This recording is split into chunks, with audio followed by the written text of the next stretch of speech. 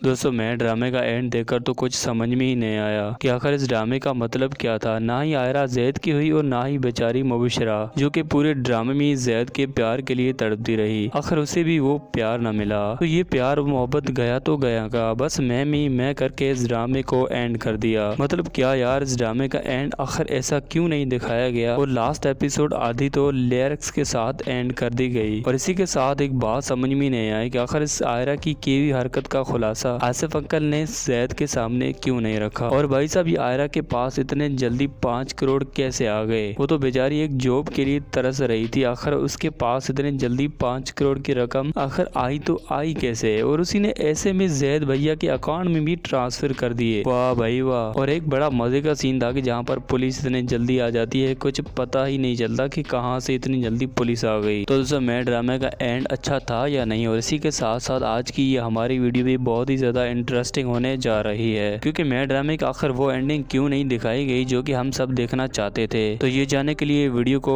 And तक लाजमी देखिएगा। तो दोस्तों मैं ड्रामे की एंडिंग देखकर ये बात तो समझ में आ ही गई कि इंसान खुद को मैं समझकर क्या कुछ कर बैठता है और बाद में जाके उसे एहसास होता है कि किस तरह मैंने खुद को मैं में आग कर दिया। लेकिन इस ड्रामे में तो मुबशरा की साथ जो हुआ वो तो कभी भूल ही नहीं सकते, क्योंकि एक तरफ मुबशरा ने अपनी गलती का एतराज किया तो दूसरी तरफ वो आयरा जिसने जैद को अपने घर आने से इनकार किया। क्या उसके बाद ये बात बनती नहीं थी कि किस तरह जैद मुबशरा से राजी हो जाए और उसे वो प्यार और मोहब्बत मिले जिसके लिए मुबशरा पूरे ड्रामे में तड़पती रही? लेकिन नहीं, ऐसा नहीं दिखाया जाता, क्योंकि भैया पाकिस्तानी ड्रामा है, हमेशा की तरह शुरुआत बड़े अच्छे अंदाज में की जाती है, लेकिन जब पता चलता है कि ये ड्रामा बड़े अच्छे टीआरपी पकड़ सकता है तो फिर इस ड्रामे को अच्छे से तेल लगा कर रगड़ और घसीटा ना जाए तब तक मजा ही कहाँ आता है। और तब तक घसीटा जाता है कि जब तक पब्लिक की तरफ से कोई बुरा रिस्पॉन्स ना देखने को मिले। तो इसी तरह मैं ड्रामे को भी घसीटा गया। लेकिन ठीक है, अगर ऐसा किया ही गया है तो कम से कम उस ड्रामे की एंड में तो वो दिखाया जाए जो पब्लिक देखना चाहती है, क्योंकि जब ड्रामा अच्छा चलता है तो ये फौरन से उस ड्रामे के तमाम सीन बदल के रख देते हैं। लेकिन उनको ये नहीं समझ में आया कि आखिर इस ड्रामे की एंड में ऑडियंस क्या देखना चाहती है। अगर वो ऐसा चाहते तो ऑडियंस के मुताबिक एंड तो कर देते,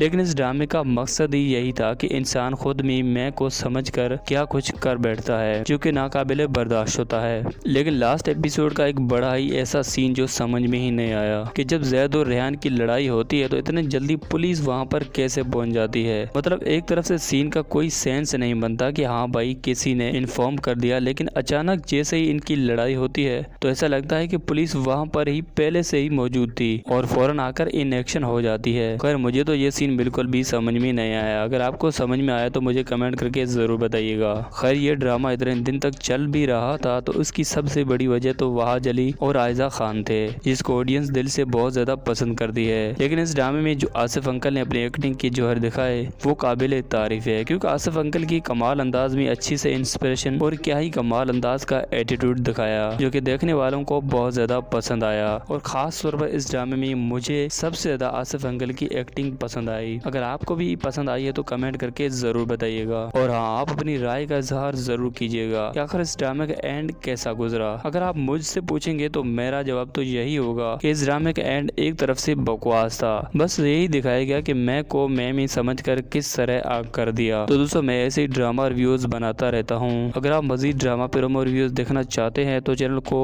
बेल आइकन के साथ सब्सक्राइब जरूर कर दीजिएगा, ताकि आप जान सकें कि आगे की कहानी में क्या नया होने जा रहा है। और हाँ, वीडियो अच्छी लगी है तो फिर लाइक भी कर दीजिएगा।